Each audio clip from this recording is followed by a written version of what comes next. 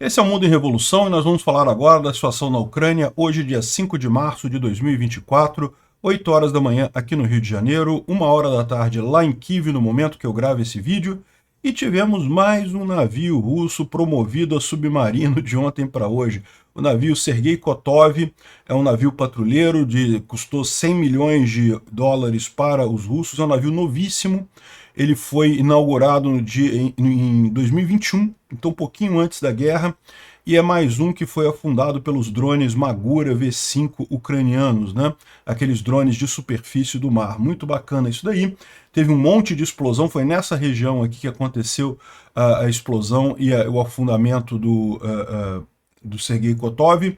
E aí muita gente, lógico, a primeira coisa que o pessoal pensa quando ouve falar de explosão em Kerch é que tem alguma coisa a ver com a ponte da Crimeia, né? Não, não foi a ponte de Kerch ainda.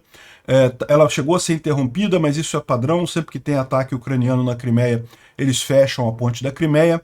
O alvo foi o Sergei Kotov, que afundou aqui nessa região também, de ontem para hoje, né?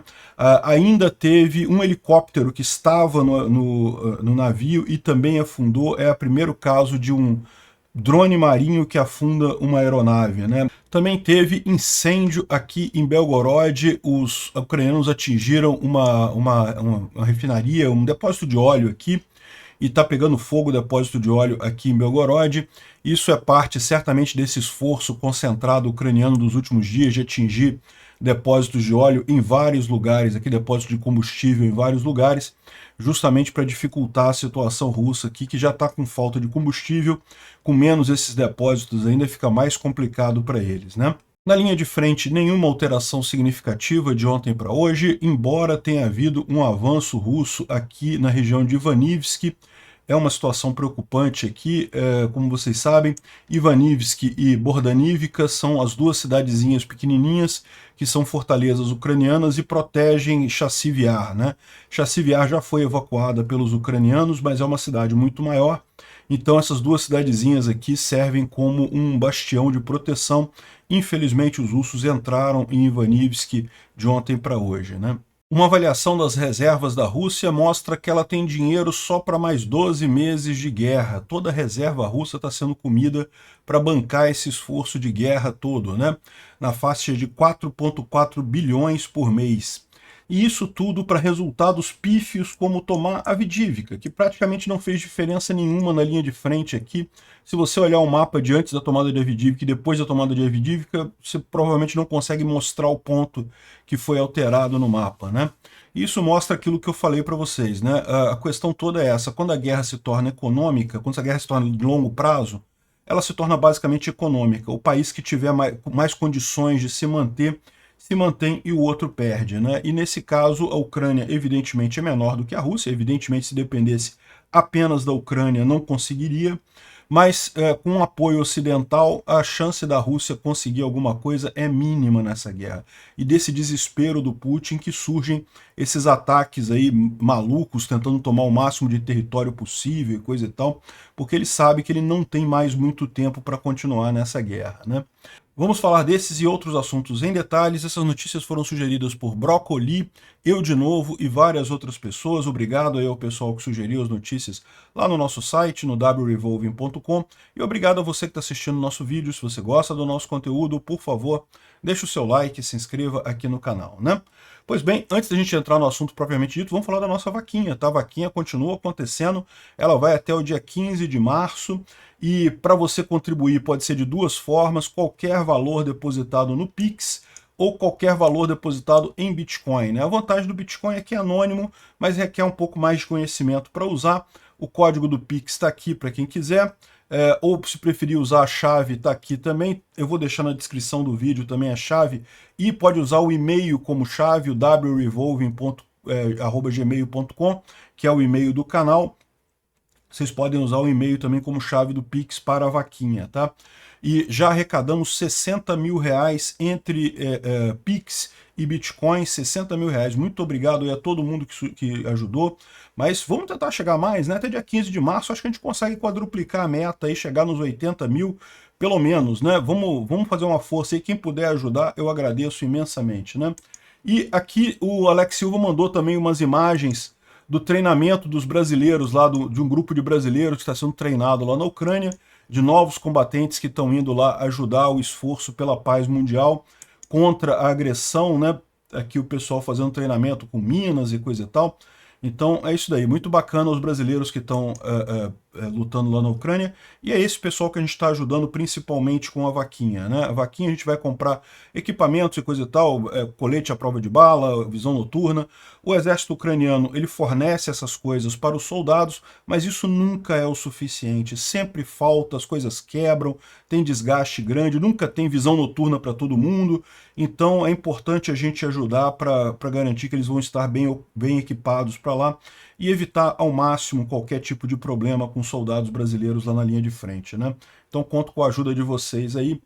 Bom, falando sobre a Ucrânia, de ontem para hoje a Rússia fez mais um ataque com drones Shahid, aqueles drones de fabricação iraniana. Foram 22 drones Shahid lançados contra a Ucrânia, dos quais 18 foram derrubados. Não teve nenhum grande problema com os drones essa noite, né? E o grande assunto do dia é justamente, lógico, o ataque ucraniano ali ao Sergei Kotov. Começou a história toda com um monte de explosões na região de Kerch, e lógico, a primeira coisa que o pessoal pensa, a ponte da Crimeia, dessa vez foi a ponte da Crimeia, né? Todo mundo torcendo, né? Mas não foi a ponte da Crimeia dessa vez, ela foi fechada também em ambas as direções, ficou fechada um bom tempo, ficou várias horas fechada, já está aberta novamente agora, mas ficou fechada durante um tempão, justamente, mas isso é como eu falei para vocês, é um padrão dos russos de fechar a ponte sempre que tem algum ataque ali, né?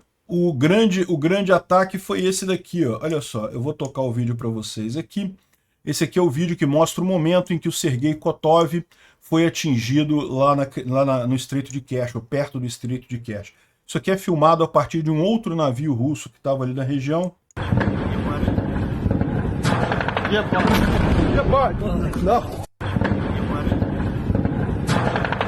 Dá para ver os tiros de metralhadora, né? Os soldados lá, os marinheiros que estavam lá no Sergei Kotov, tentando atirar no drone para explodir o drone. E aí, no momento que mas não conseguiram, no momento seguinte o drone atinge o navio e acaba uma explosão grande aqui nessa região, né? A gente tem também o vídeo aqui, ó. Aqui é o vídeo gravado pelo próprio drone, né? A visão infravermelho, dá para ver os tiros chegando, né? Um monte de tentativa. Aí primeiro atingiu ali o navio Sergei Kotov. É um navio de patrulha, tem 90 metros de comprimento, 94 metros de comprimento. É um navio novíssimo da frota russa. Ele foi comissionado em 2021. Então ele foi botado no mar em 2021.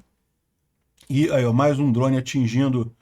Ó, o drone chegou e pum, beijou o navio. Explodiu ali na lateral do navio, né? Foram 5 drones no total que atingiram o navio. Eu tenho para mim que os ucranianos melhoraram a blindagem dos drones, né? Porque uma coisa que eles estavam vendo era isso, né? Os navios, os russos estavam conseguindo evitar esses ataques com drones aquáticos, atirando no drone, né? O drone ele tem uma grande capacidade explosiva, então se um tiro pega nessa coisa, explode o drone. Só que, o que eles fizeram, eu imagino, né? Não sei. Eles aumentaram a blindagem do drone de forma que tiro comum já não resolve o problema, né? E aí gerou esse problema. Agora você está vendo que vários ataques com drones marinhos têm conseguido resultado, têm conseguido destruir os drones, os navios russos ali, né? E aqui, ó, em determinado momento, já aparece o navio afundando, já meio adernado. Ele afundou totalmente aqui. Mais uma explosão. E o navio adernando ali, né? Então já foi confirmado que ele afundou, tanto por fontes ucranianas quanto por fontes russas, né? E aqui, ó, alguns detalhes sobre o Sergei Kotov. Ele tinha uma tripulação de 80 pessoas, estava a várias milhas da costa. Pode ser que tenha sobrevivido alguma pessoa? Pode ser, mas nadar ali não dá. Só se foi resgatado por outros navios ali próximos, né? Ele estava equipado com um container para várias armas, mísseis calibre, Hass 35U e mais um monte de coisa. Esse aqui foi o dia dele entrar no mar, né? Dele ser lançado. Foi justamente em 2021 que aconteceu isso, né? aqui mostrando aqui as conversas dos russos, né, confirmando o afundamento do navio, e o pessoal realmente triste com isso aqui, ó. À noite, os ucranianos, hohols é uma gíria pejorativa que os russos usam com os ucranianos, né?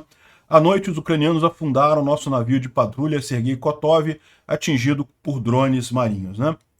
Eu não vou comentar nisso, porque se isso continuar, a frota do Mar Negro só vai ter catamarã e banana de borracha para o pessoal brincar, né? Realmente fodida a coisa, né?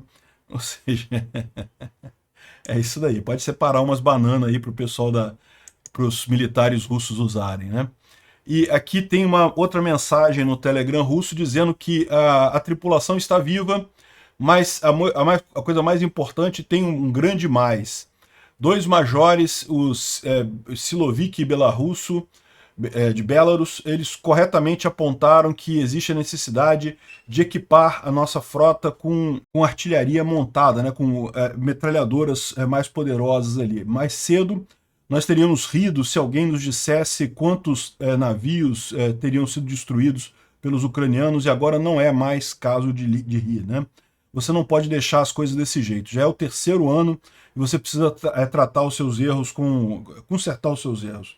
E também não devemos tolerar esse tipo de coisa, mas ao invés disso, atacar os ucranianos com tudo que nós temos por essas ações por parte das Forças Armadas ucranianas. Eles já estão atacando com tudo que eles têm, os ucranianos, né? Aqui também o Fighter Bomber, que é um outro blogger militar russo, falando aqui, ó, que pode ser dito que esses navios não tripulados têm suas eficácias cada vez mais altas e aceitam, neste momento, grandes navios, neste momento, não conseguem resistir a esses navios não tripulados, né? Velocidade, o fato de ser à noite, o fato de ser escondido e o número de navios não tripulados participando no ataque resolve imagens com visores termais, visores noturnos e também com o fogo do pessoal a bordo de forma geral, né? Eu não sei qual conclusão pode ser tomada disso, outra de que o fato de que é necessário aceitarmos esse fato. Fechem as áreas de amarração, né, os locais para os navios ficarem em alto mar, e depois previnam com mecanismos de engenharia para que os navios não sejam atingidos nos portos, né, atracados, né? Transfiram as tarefas da frota do Mar Negro para barcos menores de maior velocidade, do tipo Raptor, submarinos e aeronaves, né? Naturalmente, nós precisamos construir os nossos navios também não tripulados e, nesse caminho, testar isso em algum lugar lá em Vladivostok para termos opções de armas defensivas, né? Eu repito, hoje nós precisamos simular não ataques por submarinos ou um inimigo hipotético, mas ataques por pequenos alvos guiados à distância, né? Ou seja, o que ele está querendo é tirar a frota do Mar Negro da Crimeia e mandar para Novorossiysk ou para Vladivostok, né? Acho lindo, acho muito bacana. Deve fazer isso mesmo. Bom, para quem está acompanhando aí o seu bingo de navios russos, né? Aqui, ó, mais um é esse cara aqui, o Sergei Kotov. Você pode ver que ainda tem um monte de navios aqui, mas já está começando a ser noticiável aqui a diminuição de navios na frota russa do Mar Negro, né? Então, cada vez menos navios aqui. E lembra que muitos desses navios aqui também, como é natural em qualquer frota, né? Muitos não estão operacionais, né?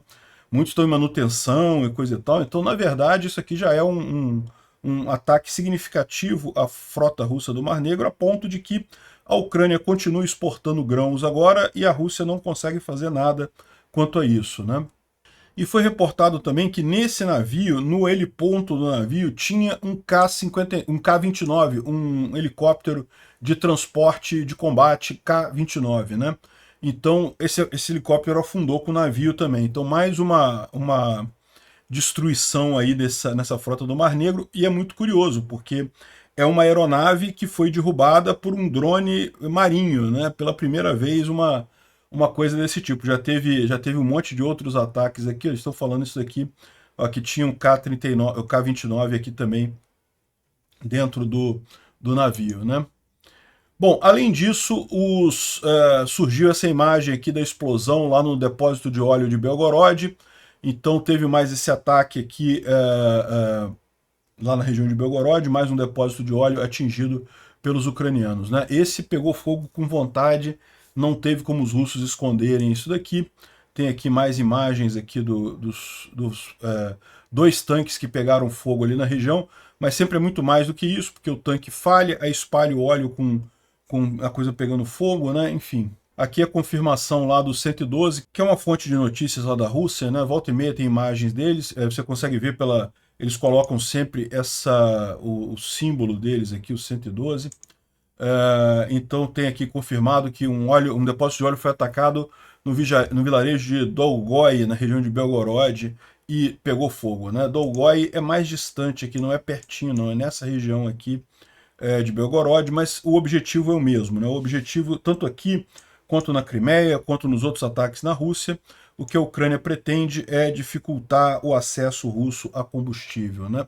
Bom, vão fazer 7 dias agora que a Rússia não usa um A-50 AWACS ali na região aqui do Mar de Azov, né, que eles sempre mantinham aqui. Como a gente explicou para vocês, os ucranianos têm feito um trabalho de destruir radares russos. Aqui na Crimeia, os radares todos aqui estão destruídos em grande quantidade. Aí, para suprir esses radares aqui que a Rússia falta aqui na Crimeia, os russos usavam esse AWACS, esse avião, que ficava o tempo todo, né? Ele revezava, descia, voltava de novo, ficava um tempão aqui. Esse avião ele tem por papel principalmente servir como um radar aéreo, né? Então ele detecta ameaças aéreas, mísseis, drones, outros aviões com muita antecedência, né? Ele evita, ele é um sistema de alerta antecipado, né? Então estava sempre aqui no Mar de Azov os A-50. Esse foi o segundo A-50 que foi derrubado pelos ucranianos aqui.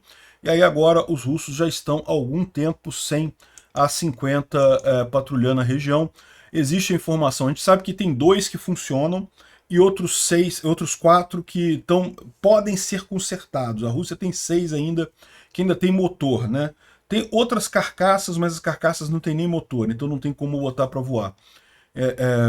E agora parece que a Rússia está tomando cuidado com isso, porque é o que eu falo para vocês, né? A Rússia ainda tem muitos aviões, é verdade, mas ela tem um território muito grande também, ela precisa cuidar do resto do território dela, não pode se dar o luxo de ficar perdendo a aviação dela inteira ali na Ucrânia, né?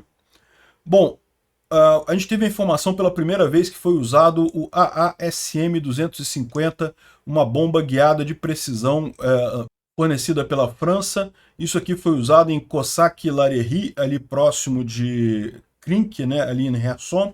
Dá para ver aqui um estouro muito grande aqui causado por essa bomba. É uma bomba que tem um peso de 250 kg de explosivo, é bastante explosivo, dá para bastante coisa, para brincar bastante. E a grande vantagem é que ela é precisa, né? Muita gente está falando aqui que, não, mas é só 250 quilos e coisa e tal, é pouca coisa.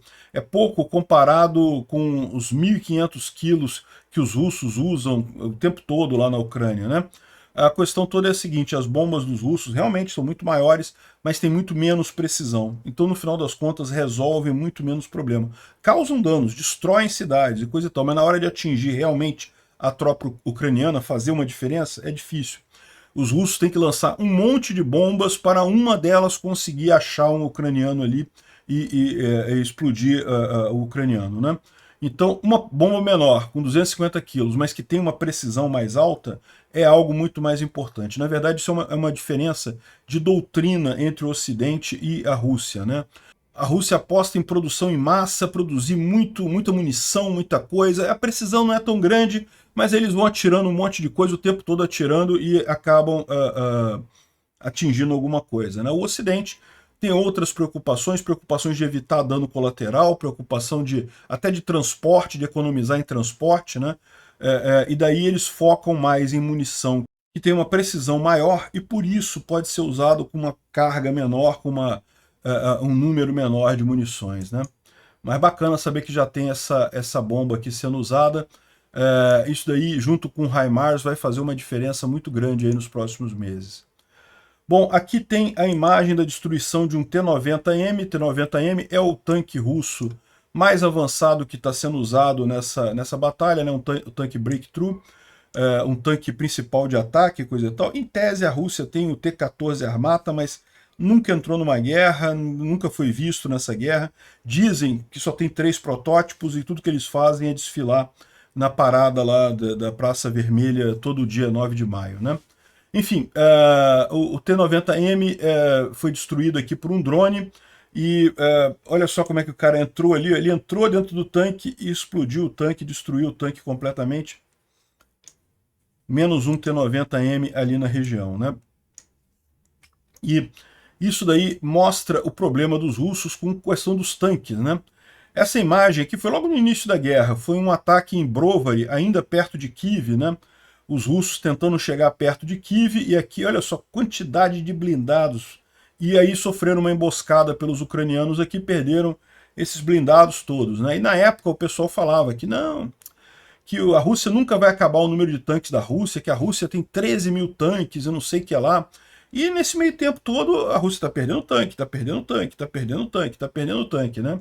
Aí o pessoal está sacaneando aqui que agora estão usando os carrinhos de golfe da China.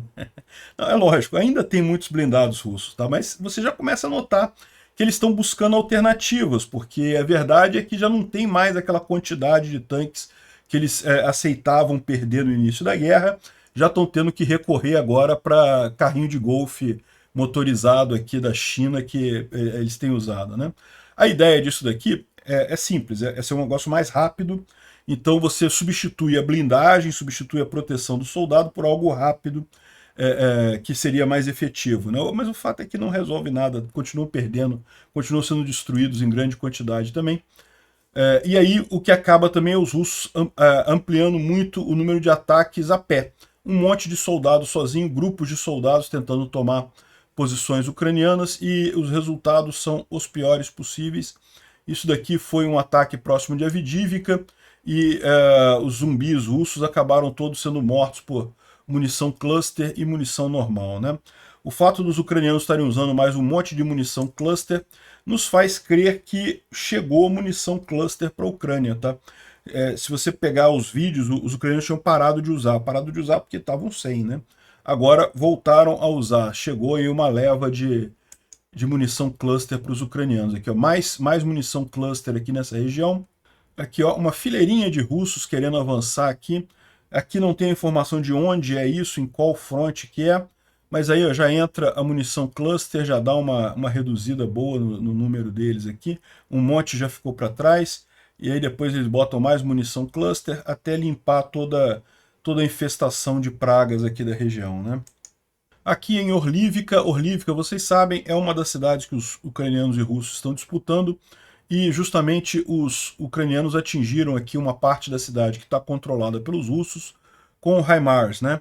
Então, se eles têm aquele FABs de não sei quantos mil quilos ali, os ucranianos têm um HIMARS que consegue acertar o pinico do cara lá para não só explodir ele, como espalhar merda na região toda, né? É isso daí. E aqui também teve um ataque russo em Kupiansk, que também foi derrotado lá na região. Kupiansk é essa região aqui mais ao norte, né? Aqui próximo já da fronteira com a Rússia. Também os russos estão tentando avançar aqui, mas também falharam miseravelmente, né? Esse vídeo aqui é um vídeo curioso que mostra uma falta de informação entre os russos. Isso aqui é um carro russo, isso aqui é um tanque russo. Os dois estão indo em direção ao outro. Um tem que desviar do outro, né? Lógico, mas aparentemente não deu certo. O tanque russo passou em cima do carrinho russo aqui, e espalhou essa coisa aqui, que eu imagino que seja sangue, né? Eu não sei o que mais pode ser essa coisa que ficou, esse trilho que ficou aqui. E o outro tanque falou, beleza, isso daí ficou na frente, já era, né? Foi embora, não tá nem aí. O Pulevolan não publicou as cartas dele hoje, aqui a última que tem é a de ontem, então não tem cartas do Pulevolan hoje, mas tem do Andriy Perpetua, né? O Andriy Perpetua publicou aqui alguns avanços russos aqui em Orlívka, mas repara como é que está parada a coisa aqui. Teve pequenos avanços aqui em Tonenk, em Orlívka, e em Berdish, que já faz parte da defesa principal ucraniana, não teve avanço nenhum, embora os russos continuem tentando aqui. Então essa é a situação aqui em Avdiivka. De fato dá para ver que o ímpeto russo diminuiu sensivelmente aqui nos últimos dias, né? Aqui em Klishivka os russos tentaram avançar, mas não teve nenhum avanço significativo aqui. Agora, aqui é o problema, aqui foi em Ivanivsk, né? Dá para ver pelo mapa aqui que os russos avançaram para dentro da cidade de Ivanivsk, eles estavam só aqui nos arredores da cidade, e conseguiram avançar bastante para dentro da cidade aqui. Isso é um problema principalmente pela questão de Chassiviar, né? Ivanivsk e Bordanivka são as cidades que protegem Chassiviar, mas infelizmente parece que a situação em Ivanivsk não está boa não. Os russos estão conseguindo avançar aqui. Daqui a pouco aparece a bandeirinha deles, mesmo antes deles tomarem a cidade, né? Eles botam a bandeirinha lá só para dizer que tomaram, mas não tomaram ainda. Ainda não está na mão dos russos Ivanivsk, tá? Mas aparentemente eles conseguiram avançar ali, né? E aqui, por final, é na região de Ampolivka e Terni, ali perto de Kriminá, e também não tem nenhum avanço aqui de fato, mas os russos continuam atacando, tentando avançar nessas áreas de árvores aqui que tem na região, né? O Instituto para o Estudo da Guerra fala sobre o discurso do Medvedev ontem. A gente já falou sobre isso no vídeo de ontem, não tem lógica repetir de novo aqui. Mas basicamente ele diz que toda essa área aqui deve ser da Rússia, tudo isso aqui deveria ser Rússia e não sei o que lá, mas idiotice sem tamanho, né? Bom, olha só que coisa, né? O FSB e o Procurador-Geral russo vão verificar, vão investigar o possível envolvimento dos serviços de inteligência ocidentais na morte do Stalin. E olha que coisa, né? E eu falo para vocês, o pessoal fala, não, porque a Rússia não é mais comunista, a Rússia saiu do comunismo e coisa e tal. Não, mas a Rússia é a mesma coisa desde a época do czar, mudou, entrou o comunismo, mas os líderes comunistas atuavam como czares, e agora o Putin é o novo czar da Rússia, e continua a mesma coisa aquilo ali, não muda nada. Então agora continuam buscando, vão investigar a morte de Stalin. Stalin teve um AVC, vocês sabem, né? Teve um coágulo no cérebro e empacotou, né? Caiu numa poça de mijo lá no quarto dele e ficou durante muito tempo, porque os guardas não tinham coragem de entrar para ver o que tinha acontecido, só depois que descobriram que o idiota tinha morrido, né? Morreu numa poça de mijo. Aliás, como o Putin está fazendo, né? Aqui, ó, olha só, isso aqui é uma visão das reservas russas, né? As reservas russas, a Rússia, repara como é que ela já estava se preparando para entrar em guerra com a Ucrânia. Ela se desfez de dólares e coisa e tal, de dólares, mas manteve euros e começou em 2021 a comprar yuan também e ouro, né? Fez uma grande mudança aqui, de mudar de dólar para ouro, justamente para ter um ativo que não dependesse dos americanos, né? Isso veio aqui quando teve a invasão. Num primeiro momento as reservas russas cresceram, por quê? Porque aumentou o preço do petróleo e num primeiro momento a Europa continuava comprando gás e petróleo da Rússia. Isso era um absurdo, a gente avisou, isso está dando dinheiro para o cara que está agredindo a Ucrânia e coisa e tal. Mas isso foi resolvido, né? E com o tempo começou a cair aqui as reservas russas. A gente sabe que os russos já estão vendendo a reserva de ouro deles. A reserva de euros acabou completamente, porque também a Europa confiscou uma boa parte dessa reserva aqui. Esse foi o momento aqui do confisco da reserva em euro.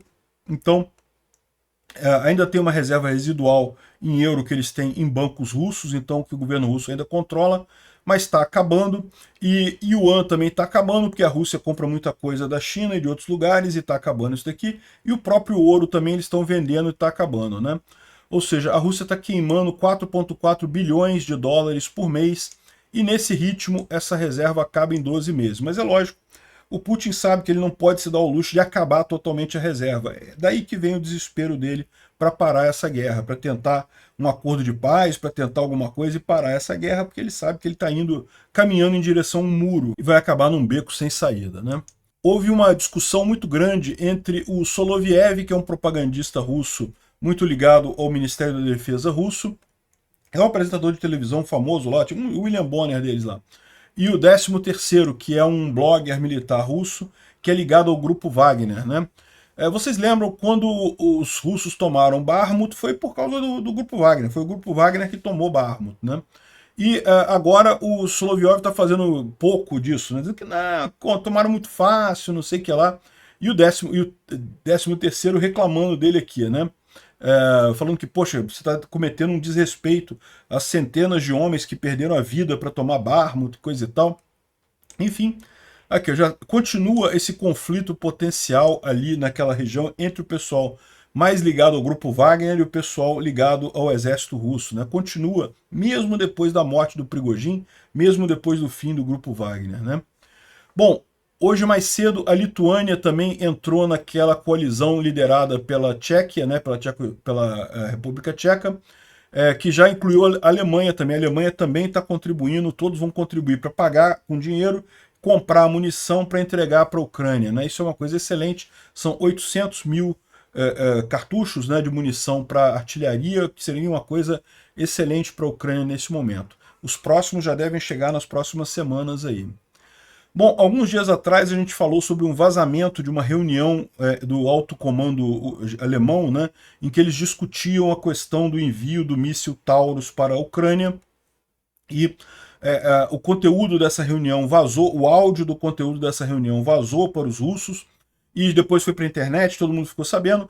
Não tinha nada demais na reunião, eles não falaram nada em termos de segredo técnico ou coisa e tal, todo mundo sabe que a Alemanha está discutindo o envio de mísseis Taurus para a Ucrânia, então não tem segredo nenhum nessa história aí. Agora eles descobriram que foi porque um dos participantes da conexão usou uma conexão insegura, e isso teria sido o motivo para essa coisa, né? Eu acho estranho isso, porque até conversa via WhatsApp tem criptografia ponto a ponto.